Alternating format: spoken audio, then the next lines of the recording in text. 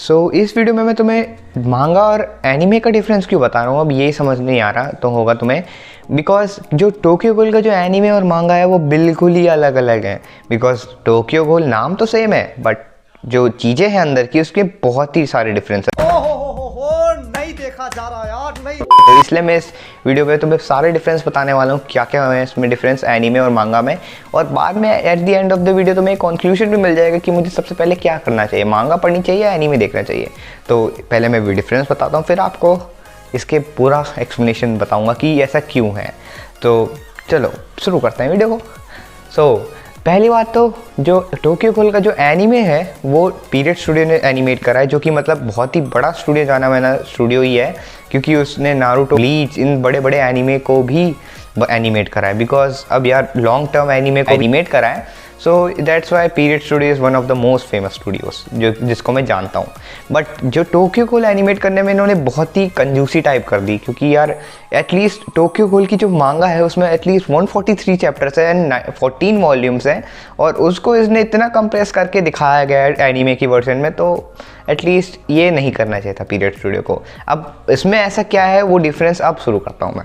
तो सबसे पहले हम बात करते हैं दोनों की, एक पॉइंट निकालूंगा मैं। तो पहला आता है इवेंट्स एंड आर्क्स। जो जैसे कि आपको पता है मांगा में सारे इवेंट्स और आर्क्स दिए जाते हैं एक रेगुलर सीक्वेंस में, बट जो एनीमे में है टोक्यो गहोल के, उसमें मतलब सीक्वेंस वाइज कोई भी इवेंट्स और आर्क्स नहीं दिए गए हैं। क्योंकि मांगा में तो बिल्कुल सीक्वेंस है पूरा, बट एनीमे में जो इवेंट्स और आर्क्स हैं वो बिल्कुल ही उल्टे फुल्टे दे रखे हैं। मतलब आगे का पीछे करते, पीछे का आगे। देखा आपने लापरवाही का नतीजा है। बिकॉज जो पहला सीजन है टोक्यो गहोल का, जो कि 2014 में जब रिलीज़ हुआ था, वो बिल्कुल सीक्वेंस में चला। फिर जब से टोक्यो गहोल रूट ए और टोक्यो गहोल री आ रखा है, उसमें बिल्कुल ही सीक्वेंस से नहीं चला। और एटलीस्ट 80% ऑफ टोक्यो गहोल रूट ए में फिलर एपिसोड भरे हुए हैं। बाकी जो बचा है बाकी हिस्सा है वो है कैनन एपिसोड्स। जब से टोक्यो गहोल का सीजन 2 आ रखा है तब से उसकी बर्बादी चालू हो गई थी पहली।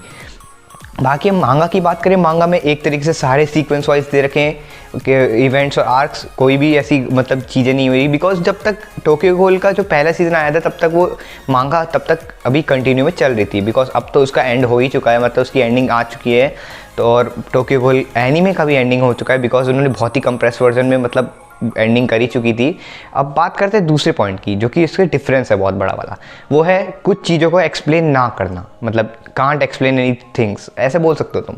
अब ये क्यों बोल रहा हूँ मैं, क्योंकि जो टोक्यो गहोल का जो एनीमे है उसमें जो पहले में जो हमें कैरेक्टर दिखाए गए, एक एग्जांपल देके बता रहा हूँ तुम्हें, जो कि रियस एक कैरेक्टर है उसमें टोक्यो गहोल में, जिसकी मतलब वहाँ पे एक्सीडेंटल डेथ हो गई थी।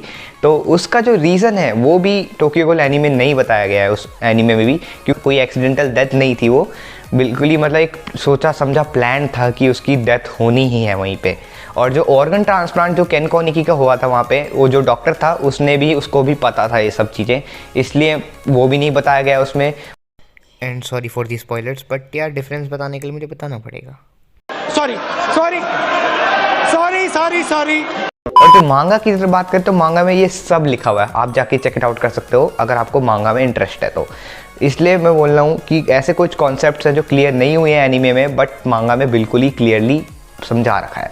Now let's come from the third point, which is character development. अब कैरेक्टर्स को मतलब डीपली दिखाना, जैसे कि मांगा में सब कैरेक्टर्स को डीपली दिखा रखा है, एक ही चीज़ को दिखा रखा है, बहुत ही अच्छे सबको कैरेक्टर्स के अंदर की स्टोरी बता रखी है अच्छे से। बट जो एनीमे स्टाइल है उसमें बिल्कुल ही ऐसा नहीं है, डीपली नहीं दिखा रहा। वहाँ पे बस केन कोनिकी को ज़्यादा थोड़ा बहुत दिखा दिया और उसकी पावर्स को दिखाया गया। और जो एक मेन टॉपिक ये है, जो कि मैंने आपको पहले भी बोला था, एक्सप्लेन नहीं करी, जो कि केन कोनिकी वो अपना एक खुद का ग्रुप बनाता है, जो कि मतलब अपने, ताकि वो पावरफुल मिल सके। बट जो एनीमे में बताया गया है वो किसी के साथ ज्वाइन हो जाता है, तो इसमें बहुत सा डिफरेंस है।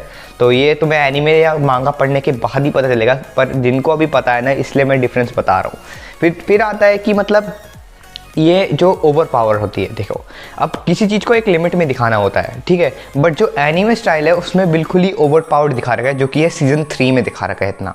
क्योंकि सीज़न 3 जो कि टोक्यो गहोल री है, जिसमें कि केन कोनिकी को किसी और के अंदर हाइसेकी के अंदर दिखाया गया है, बट जो वहाँ पे जब फाइटिंग सीन्स होते हैं वो इतने ज़्यादा ओवर पावर्ड दिखा रखे हैं, मतलब कुछ भी बवासीर सा डाल दिया उन्होंने उस एनीमे में। सीज़न 3 तो कुछ बर्बाद ही कर दिया, और सीज़न 2 तो है था ही बर्बाद। क्योंकि एक और क्लू बता देता हूँ, जिसमें मतलब जहाँ पे केन कोनिकी का दोस्त है उसमें एनीमे में मरा हुआ दिखा दिया, और जो जबकि मांगा में ऐसा कुछ भी नहीं दिखाया गया है। सो ये भी थोड़ा डिफरेंस है, बहुत ही बड़ा वाला डिफरेंस है, जो कि पीरियड स्टूडियो ने बहुत ही गलत कर रखा है।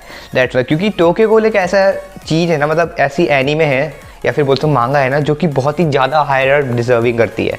उसकी जो स्टोरी लाइन है और स्टोरी प्लॉटिंग है वो बहुत ही अच्छी तरीके से अगर करते हैं ना, मतलब एनिमेट करते हैं अच्छी तरीके से अगर पीरियड स्टूडियो, तो बहुत ही हाई लेवल पे ये ग्रो अप कर सकता था।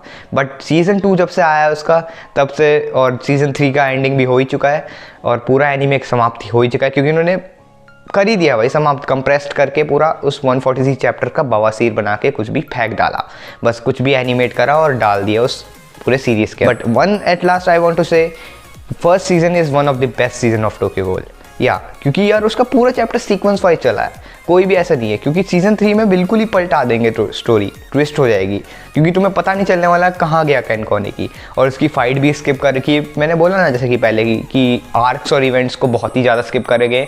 अमादो और उसकी फाइट दिखा दी बस, बाकी उस मतलब वाइट कोट वाले की भी फाइट नहीं दिखाई जो केन कोनिकी के साथ होने वाली थी।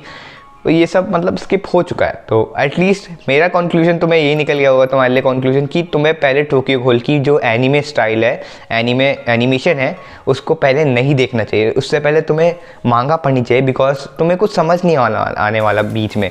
पहला सीज़न तुम बहुत क्लियरली समझ जाओगे कैसे हो, क्या हो रहा है। बट जो सेकंड और थर्ड सीज़न जो कि टोक्यो गहोल रूट ए और टोक्यो गहोल री है, उसको तुम्हें समझने में बहुत दिक्कत होने वाली है। और तुम्हें अगर बस फाइटिंग सीन्स देखना तब तो तुम देख सकते हो, इस for enjoyment and entertainment purpose. तो वीडियो ख़त्म इतनी तक ही है, और तुम्हें कंक्लूजन अगर मिल गया तो अच्छी। 6 साल मॉस्को, पैसा बर्बाद बहन चोद। और तुम्हें वीडियो अच्छी लगी है और एक्सप्लेनेशन अच्छा लगा है मेरा, तो कि क्या है डिफरेंस ऐसे उसमें, तो लाइक कर देना एक वीडियो को, चैनल को सब्सक्राइब कर देना। थोड़ा लेट हो गया मैं इस बार, 1 महीना से वीडियो नहीं डाली, बिकॉज थोड़ा पेपर थे मेरे। सो चैनल को सब्सक्राइब कर देना ऐसी ही एनीमे कंटेंट, या अगर तुम्हें और भी किसी भी एक्सप्लेनेशन चाहिए तो तब तक मिलते हैं आपसे अगली वीडियो में। तब तक के लिए बाय बाय।